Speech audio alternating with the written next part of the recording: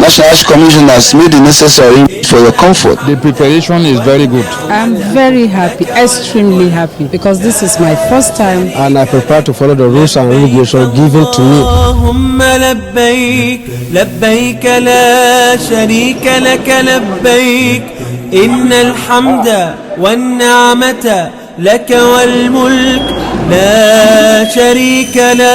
Labbaik Allahumma labbaik, labbaik la sharika laka labbaik, labbaik wan ni'mata laka wal mulk لا شريك لك لبيك اللهم لبيك لبيك لا شريك لك لبيك. Assalamu alaikum wa rahmatullahi ta'ala wa barakatuhu. This is As You Answer the Call. I am Rashida Abubakar, your regular anchor, welcoming you to another edition of the program. In this concluding part of our series of review of the 2022 Hajj, we shall be looking at how the National Hajj Commission of Nigeria, NAHCON, is drawing from the experience of the just concluded Hajj to plan for future exercises. The successes, challenges, and setbacks are the key areas of focus. Stay tuned for the details in our Spotlight segment. Still on the program, we have other regular segments such as NAHCON News Diary and Making the Hajj. A winner has emerged from last week's quiz. Is it you? Find out at the course of the program. Don't go away. لبيك اللهم لبيك. Lessons learned from this year are meant to serve as an experience to make it better next year. We already started the strategy and the plan for next year's Hajj. We know that Allah's willing, it will be much more better than the experience that has just ended. لبيك لا شريك لك لبيك إن الحمد والنعمة. Welcome back and thank you for staying with us. The program kicks off with the News Diary. Top on the lineup, NAHCON chairman holds media parley in Abuja. Stay tuned for these and more.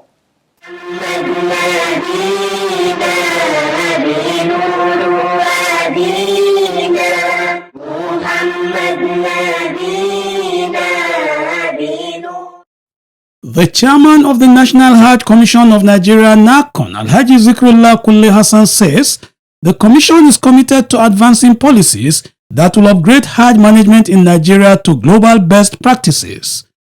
Alhaji Zikrullah stated this in Abuja while briefing journalists on the successes and challenges of the 2022 Hajj and the efforts of the commission to improve on its services. He begins by highlighting the successes recorded. Hajj is something that you needed up to minimum of 6 months to organize because of the logistic requirements. But in less than a month, we had to organize Hajj this year. And again, another reason to be grateful is that we had low mortality rates this year. Again, despite the huge challenge we had to face as a result of lack of time to prepare, over 95% of our pilgrims did travel for Hajj. And again, despite the fact that we have issue with jet fuel, aviation issue, the return journey ended than the time we scheduled. While noting the successes of the 2022 Hajj, the chairman also explained some of the challenges faced. For instance, one of the conditions to get pilgrims to get air carrier to get to Saudi Arabia include that they have to pay a bank guarantee. When the bank guarantee was requested by the Saudi authority, let me just say it took 11 days for one of the air carrier to be able to satisfy it. Even in satisfying it has to be after we actually intervene ourselves. We actually intervene even through the embassy. So that 11 days was lost, and it became difficult for the airline to recover. Alhaji Zikrullah said preparations for the 2023 Hajj are underway. Discussion with relevant Saudi authorities in respect of Hajj and Umrah so that this preparation can actually take place. For instance, we met with what is called the Mutawif. The Mutawif are the Saudi organization who are in charge of receiving pilgrims from different countries. We already discussed with them, and some of the challenges of this year's Hajj, we have agreed to work together in order to improve service delivery to pilgrims. He also talked on the Hajj savings scheme, Hajj Training Institute, and other key policies being implemented by NAHCON towards achieving its future objectives. We intend to also formally get open our institute for Hajj by Mr. President, and this will be the first of its kind anywhere in the world. This is because we have come to realize that Hajj being a multi-billion industry, we need to involve younger elements who are well trained in all the rudiments of Hajj management. The chairman added that a review meeting is expected soon to explore ways of improving on the Hajj savings scheme. There were questions and comments from journalists. So you are a testing area to increase your revenue. What are these sources of revenue? We have commenced a situation of turning our waste, what we call waste to wealth. And that is different line of properties which have been there in the last 40-50 years. We've started a public-private partnership. The chairman is expected to further brief the media on other issues before the end of the year.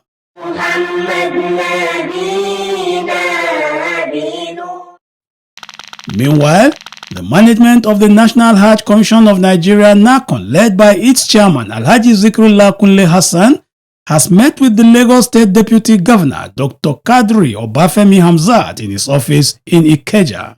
During the meeting, they had discussions which focused on NAHCON's efforts to secure the certificate of occupancy for its property in Lagos, as this will facilitate the Commission's plans to start developing its land through the public-private partnership. The Deputy Governor promised to review the process for the issuance of the certificate to make it less cumbersome for NAHCON.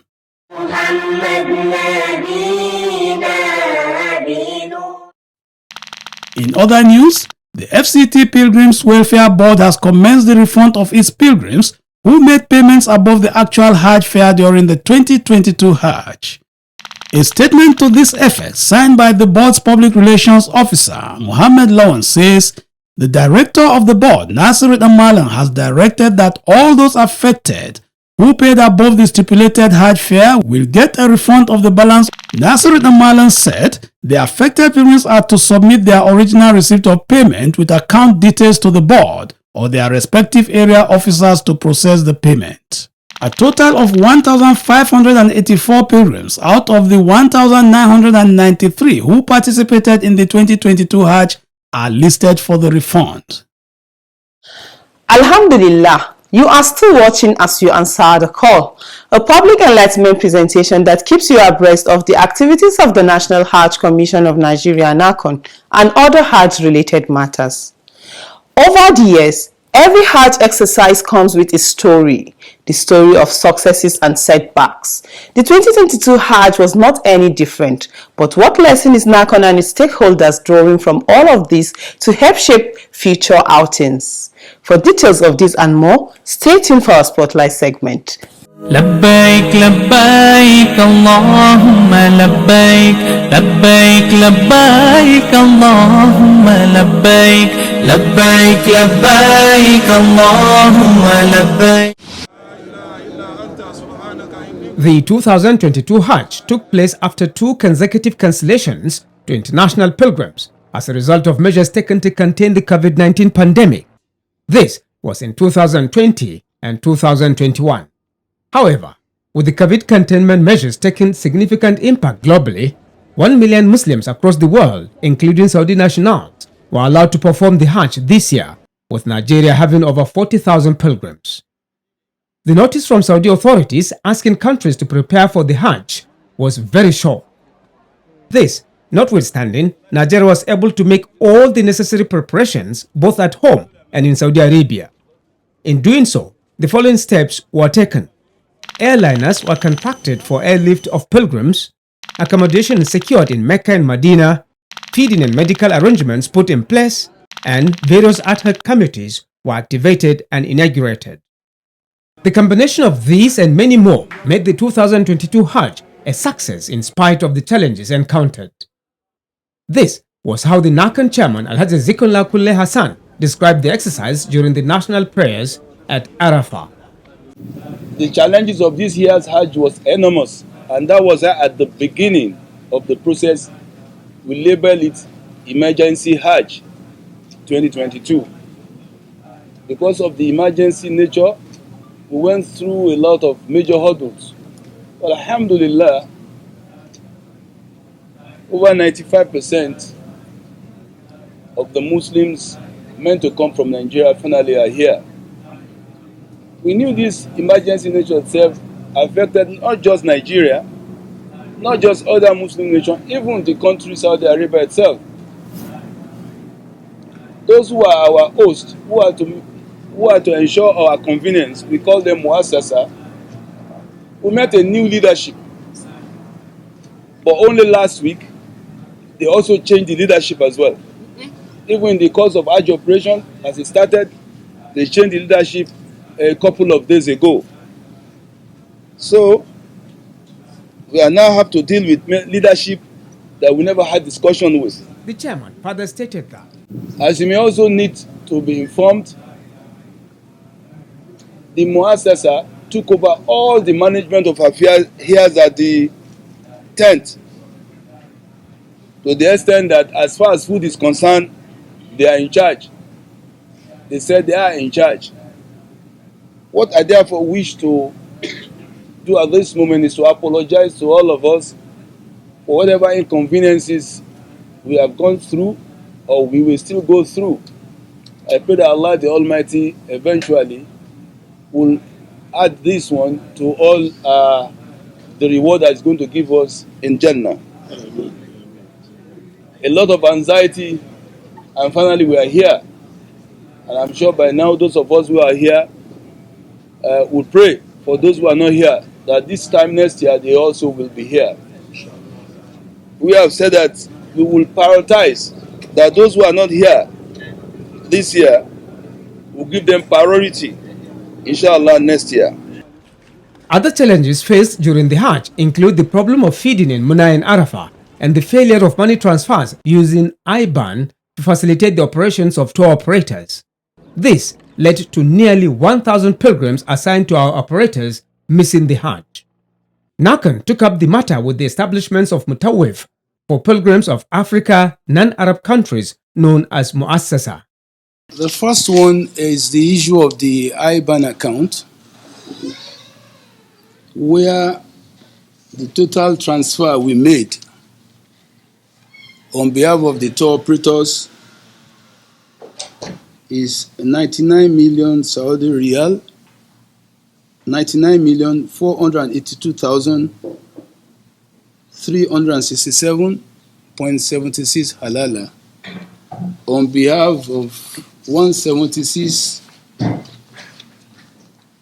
tour company in Nigeria. Of this transfer, 53 did not hit the account. On the second day in Mina, we visited the several tents, and quite a number of the places we visited complained about feeding. The meeting with the Muassasa leaders was fruitful. Apart from taking responsibility for the IBAN account failure, the chairman of the Muassasa, Dr. Ahmed Abbas Sinadai, assured NAHCON of their readiness to transfer the money back to affected companies. He also promised to investigate the feeding problems and act appropriately. Similarly, the issue of short notice to countries to prepare for the 2022 Hajj also came up and was treated as a problem that must be addressed to make future exercises hitch-free. NAHCON chairman Alhaji Zikrullah Kulle Hassan harped on this while making a presentation at the closure of the Hajj season and appealed to Saudi authorities for timely release of information. The event was organized by the Muassasa. Let me remind you all once again of an essential vehicle that has immense impact to Hajj preparation and arrangement for Africa pilgrims of non-Arab countries. Can you recall our repeated requests and series of complaints to your good office for any supply of information and circular on basic Hajj arrangements? Providing us with essential information will enable us to effectively put in place all required arrangements in good time and with relative ease. It is obvious how lack of the timely essential information resulted in delay, or rather hasty, and in some instances, difficulties experienced this year by some of our member countries. Many times we only get to read about vital information relating to our duties in the social media and other unofficial news channels. Next year, you will see complete departure from certain practices. We cannot lead this journey alone. It has got to be working hand in hand with you, gentlemen and ladies, our partners, our success partners. Despite all the challenges, Nigerians who participated in the 2022 Hajj were full of praises for NAHCON for the successful management of the 2022 Hajj operation. Their organization from the Aram from Medina to Mecca to Medina to Mina. In fact, Nigeria was tried. In fact, the federal government then tried for the pilgrims. Alhamdulillah, those officials, they were very calm, understanding, and friendly to us. I'm very happy for this preparation, and everything is going normal as they tell us. There is no any problem. So thank you for that. Answering questions from journalists at the end of the airlift of Nigerian pilgrims at the King Abdulaziz Airport in Jeddah, NAHCON chairman said early preparations for next Hajj is the way out. Days ago, we already started the strategy and the plan for next year's Hajj, or so to say, this year's Hajj if it is the Islamic lunar calendar. Unlike last Hajj, when we had little time for planning to execute, this year we have already started, and we know that Allah's willing, it will be much more better than the experience that has just ended. And in doing so, NAHCON is carrying all its relevant stakeholders along in order to have a hitch-free 2023 Hajj. MashaAllah, the program is As You Answer the Call. Coming up next is Making the Hajj. Stay with us. لبيك لبيك اللهم لبيك لبيك لبيك اللهم لبيك لبيك. It is a pillar of Hajj for pilgrims to make themselves available on the plains of Arafah every 9th of Zulhijjah to offer supplications and seek Allah's forgiveness. For a start, how did we come about the name Arafah and what does it mean? They are called Arafah because on Making the Hajj tonight, Dr. Aliyu Bashir Al-Furqan answers these and other questions. Some of the meanings they say why it is called Arafah, they say it is because the people who go there, they go there to confess their sins to Allah, their wrong acts, ya'tarifun, to confess and own up to their mistakes and their errors and their sins in order to seek Allah's forgiveness. Allah, I have wronged myself, I have done this, I have done this. This is i'tiraf. So it is from al-i'tiraf, that is confession and owning up to the wrongs that you have done. So because of that it is called Arafah, because of everyone who goes there, he is saying, Allahumma inni dhalamtu nafsi wa ataraftu bi dhanbi. Allah, I have wronged myself and I have confessed, I have owned up to what I have done wrongly. So because of the voices that are saying that, everybody is saying that, asking Allah's forgiveness, it is called Arafah. What are others saying about the name? And other people say that It is called, this is all from the Mufassirun. Al-Qurtubi, he mentioned it, and other Mufassirun as well. Among what Al-Qurtubi mentioned is that he says some scholars hold that it is called Arafah because Jibril, when he came and took Ibrahim alayhi salam, after Ibrahim had built the Kaaba with the help of his son Ismail, the prophet of Allah, Jibril, he took him to show to him the place to observe the rites of Hajj. And in each place, when he brought him to Arafah, he said, Arafta, that is, have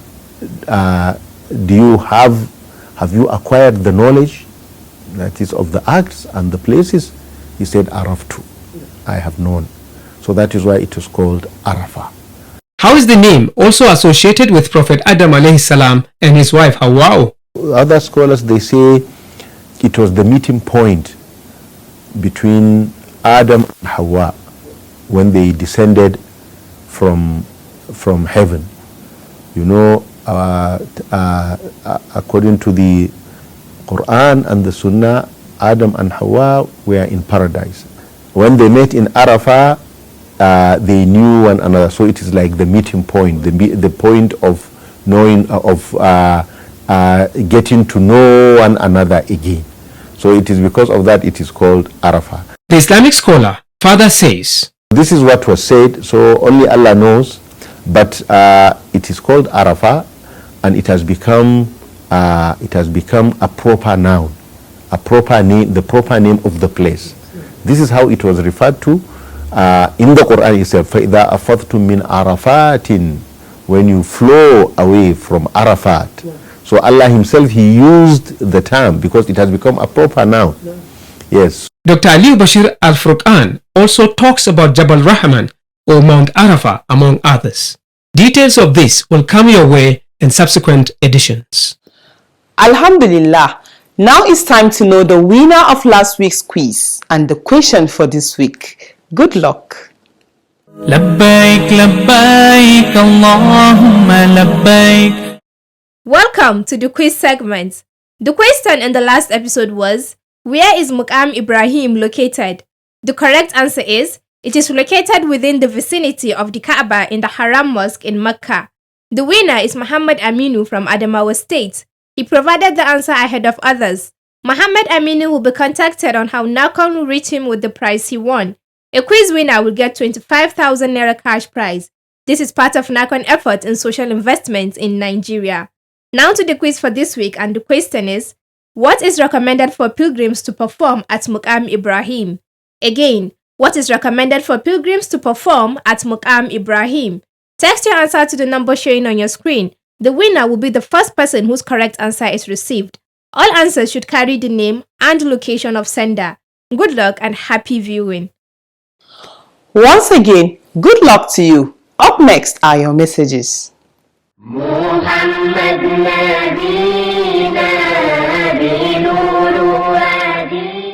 Binta Muhammad from Kano State sent in the first message.